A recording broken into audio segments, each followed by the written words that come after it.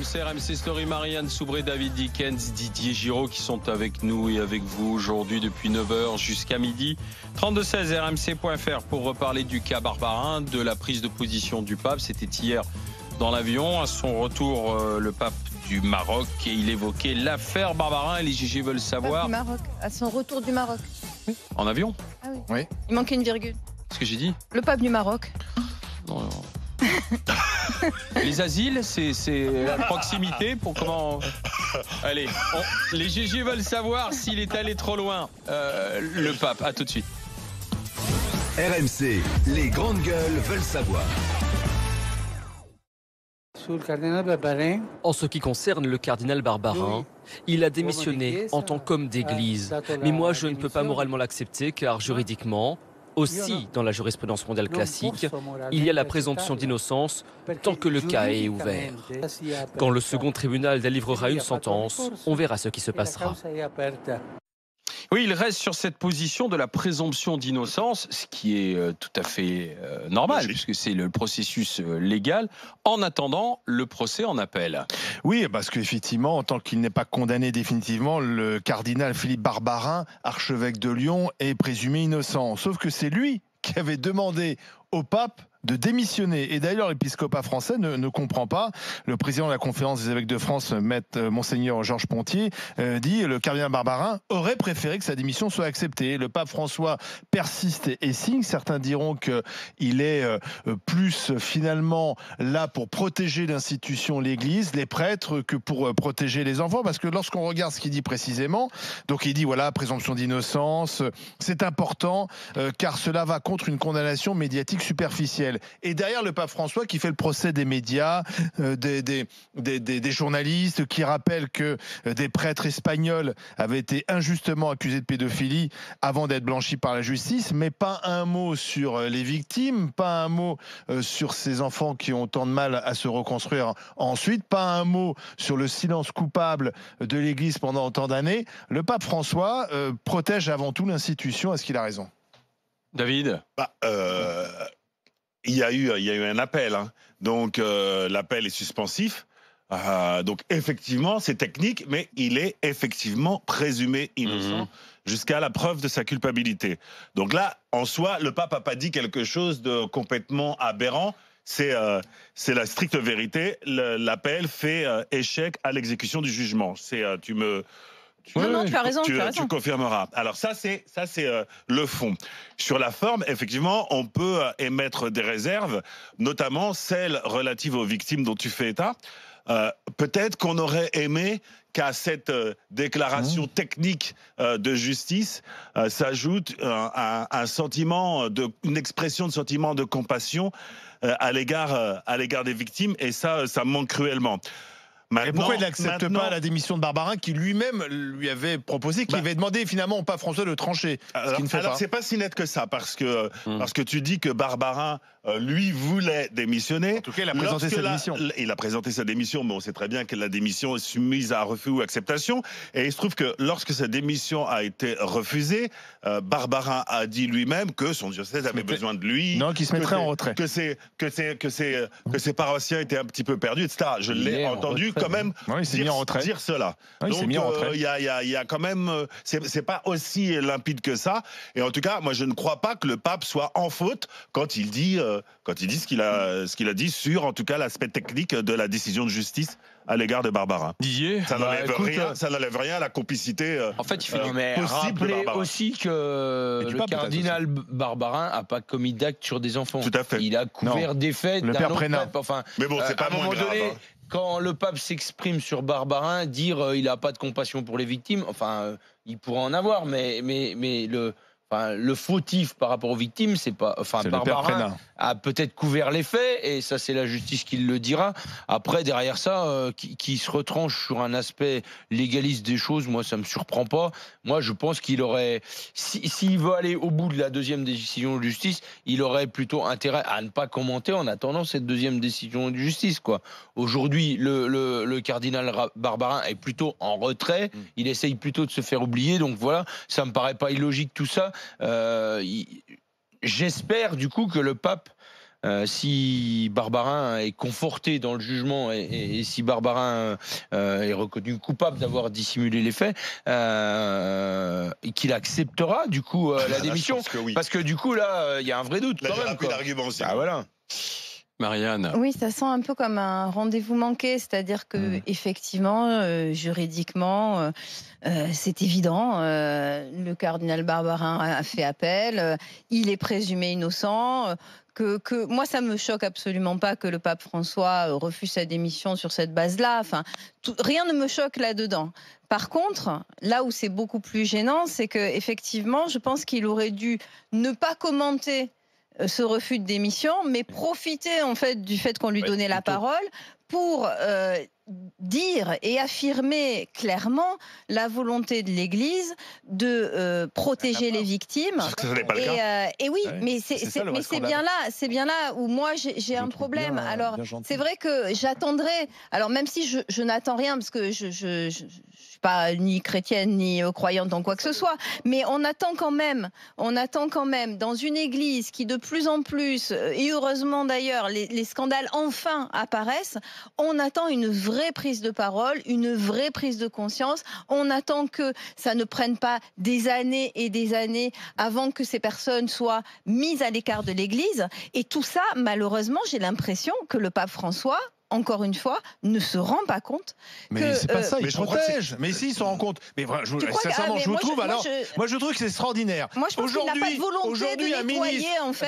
Aujourd'hui, un ministre qui est pris la main dans le sac parce qu'il a fait quelque chose de pas bien, mis en examen, il faut qu'il démissionne. Parce qu'aujourd'hui, un ministre mis en examen, c'est la jurisprudence depuis Edouard Balladur, doit démissionner. Là, on parle de crime. Là, on parle de crime. On parle pas de fait. On parle pas de fait. On parle de crime. On parle de crime.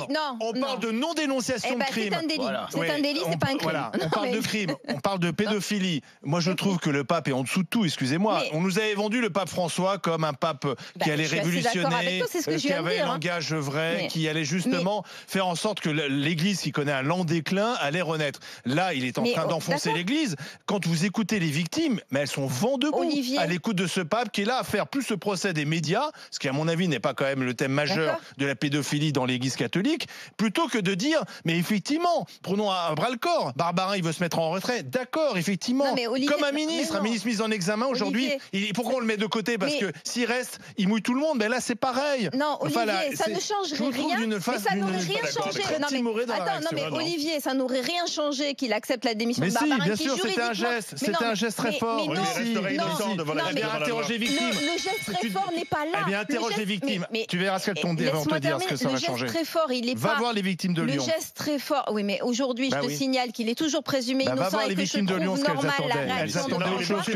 c'est Barbarin. Tu sais ce qu'elles veulent les victimes, Barbarin ou pas Barbarin, ce qu'elles veulent les victimes, c'est qu'on nettoie enfin l'Église et que le pape... Mais c'est ce qu'on fait pas. Mais ça n'a rien à voir avec Barbarin. Mais si,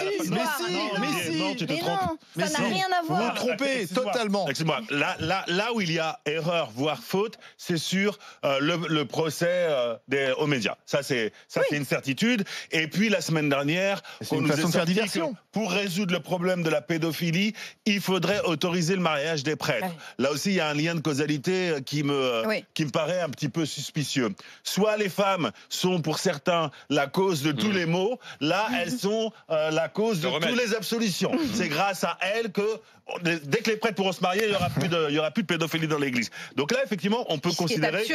C'est totalement absurde et on peut considérer que le pape et l'Église, sur ce point précis-là, sont à côté de la plaque. En revanche, moi, je souscris à l'idée de Marianne. Accepter ou refuser la démission de Barbarin n'a aucune influence sur l'affaire. Absolument. Interrogez les familles des victimes, parce que vous avez l'air de savoir mieux que les autres. Demandez aux familles des victimes ce qu'elles veulent. Les familles des victimes, moi je crois que tu confonds, Olivier. Non, parce qu'il faut faire des gestes forts. L'indignation et la douleur des familles des victimes, elle est tout à fait légitime. Elle est tout à fait légitime. Elle s'exprime comme cela, que les familles des victimes victimes estiment que le pape est en dessous de tout, on ne peut pas s'attendre à aucune autre réaction. C'est ce que je dis. Pour autant, soyez plutôt du côté des victimes plutôt du côté du pape, c'est mieux, non? L'appel fait échec à l'exécution d'une sentence. C'est comme ça, ça ne change rien. Mais ça, d'accord. Donc à partir de ce moment-là, il y a la morale, et la justice. Que ça ne convienne pas aux familles, c'est une chose, mais il est présumé innocent. Et il y a des gestes. Je suis pas d'accord avec toi, Olivier, c'est que les familles, elles sont des gestes d'exemplarité à faire. Non, elles sont beaucoup moins virulentes pour parler de Barbarin que pour parler de Non, mais elle parle du pape. Non, mais encore une fois, vous comprenez pas ce que je dis. Elles estiment que le pape, qui derrière nous expliquait d'ailleurs que la pédophilie c'est Satan. D'ailleurs, c'est pas les problèmes des hommes, c'est Satan. Mais c'est là où est le problème. Mais c'est la même chose. On est dans la même volonté de minimiser. Et un coup, la pédophilie c'est Satan. Donc de toute façon, les hommes sont pas vraiment responsables. Non. Donc on minimise rien il du tout. suffit que Satan. Et deux, on ne fait pas un exemple. Il faut faire des exemples. Il faut être ferme. Tolérant. Juridiquement. Mais voilà, tu fais pas démissionner, ça n'a rien à voir avec la loi. Non, mais c'est comme quand tu décides que ton ministre qui est mis en examen part. Il est toujours présumé innocent, mais tu estimes que pour protéger le gouvernement, tu préfères qu'il parte. C'est jamais qu'un ministre du pape. Sauf qu'il ne le fait pas là. Sauf qu'il ne le fait pas. Voilà. D'accord. Oui, mais ça peu importe. Tu m'as convaincu. Non, mais peu importe honnêtement, mais le geste fort et le nettoyage en profondeur dans toutes les églises du monde. Mais il commence par là. Il commence par là. Mais c'est la même chose. Mais non, c'est pas la même chose. Ça n'a rien à voir. Si vous voulez pas le comprendre, écoutez. Dans la hiérarchie des urgences, crois-moi, un prêtre ou un ecclésiastique qui est pris en flagrant délit. Mais si tu protèges celui qui dénonce pas le crime, tu protèges le criminel aussi. Bien sûr. Ce qui se passe aujourd'hui, c'est quand même ça. Ce qui se passe, c'est que l'ecclésiastique est chopé. Il se fait choper par sa hiérarchie. C'est tu.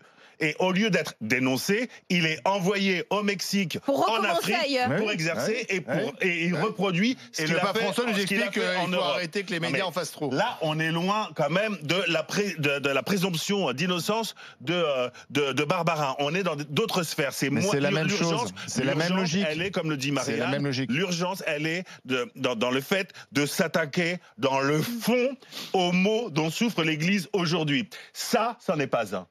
L'histoire de Barbarin, c'est pas le virus. C'est un peu à tout. C'est un tout. On n'a pas lutté contre ça. Pourquoi le virus s'est propagé? Parce qu'il y en a qui mettaient le couvercle dessus. Non, mais dans ces cas-là, ce qui est curieux, David, ce sont des histoires qui existent depuis très longtemps. On peut considérer que quand il fait le procès des médias, les médias aussi étaient au courant, ne découvrent pas aujourd'hui. D'ailleurs, toutes les affaires. D'ailleurs, il y a énormément d'affaires qui tombent sur le coup de la jurisprudence, comme on dit, quand le temps est dépassé, de la prescription. Donc ça veut bien dire qu'il y a des gens qui savaient et qui n'ont pas parlé à l'époque. Donc on peut considérer aussi que ils ont parlé, sauf que il parlait aux évêques, etc., qui disaient mais il y a rien. Mais c'est sincèrement, David, ce que tu nous racontes, mais ce que tu nous racontes, c'est faux. Mais là, justement, pendant des années, c'est comme balance ton pas. Tout le monde était au courant, mais personne ne disait rien. Et à chaque fois qu'on fait le procès des médias, vous nous dites non, c'est pas. Pourquoi disait rien? Pourquoi personne ne disait rien? Je parle là dans les médias. T'avais entendu parler des affaires? Mais c'est les médias qui ont sorti. C'est les médias qui ont sorti. Mais non, mais tu dis n'importe quoi. C'est les médias qui ont sorti les affaires de pédophilie aux États-Unis. C'est le fils de Farlow qui n'est pas seulement un journaliste. Excuse-moi. Avant Strauss-Kahn, on n'avait jamais entendu parler de ces histoires d'harcèlement. Jamais. C'est bien MeToo qui a révélé ça.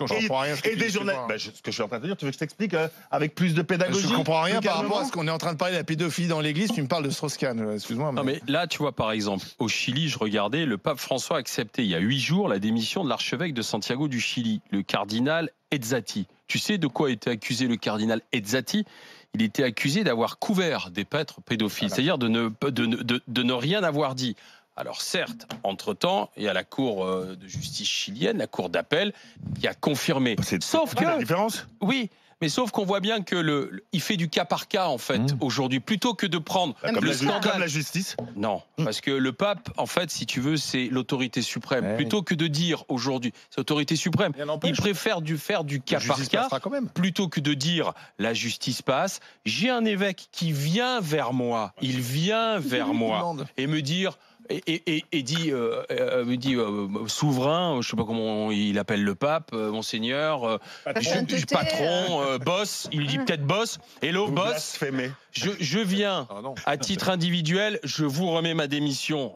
Donc si à partir du moment où si tu fais cette démarche, c'est que tu en es temps de l'acceptation.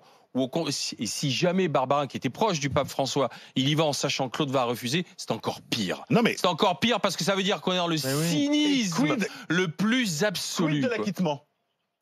Enfin, relax. Bien sûr, mais c'est dans ce cas-là, il est réhabilité. Admettons, le procès en appel a lieu. Le procès en appel a lieu. Et Barbarin est relaxé. Non mais je vois. Alors pourquoi explique-moi pourquoi Barbarin va remettre sa démission sans attendre le procès en appel. Moi, j'y crois pas à la sincérité de cette démission. Je n'y crois pas. C'est pourquoi je n'y crois pas parce qu'encore une fois, j'ai vu cette intervention de Barbarin après qui ne m'a pas convaincu. Tu vois, on est assez fort pour taxer de com à chaque fois qu'il y a une opération sur laquelle on a un petit doute. Là, pardonnez-moi, moi j'ai le sentiment que cette remise de démission, c'est de la com. Oui, c'est de la com. Donc ça veut dire qu'au moment où il y va, il sait qu'elle va être refusée. Non seulement, selon moi, au moment où il y va, non seulement selon moi, au moment où il y va, il sait qu'elle va être refusée, mais en plus, il n'en a aucune envie. Et d'ailleurs, l'argument consistant à dire après, oui, mes paroissiens ont besoin de moi, ils sont un petit peu perdus, etc. Je vais me mettre en retrait, mais je suis là. C'est la preuve irréfutable que véritablement il n'était pas sincère quand il a présenté cette démission. Il s'est mis en retrait. Dans un instant, le match des GG. Restez avec les grandes gueules, à tout de suite pour jouer. Il s'est mis en retrait. RMC jusqu'à midi. Les grandes gueules.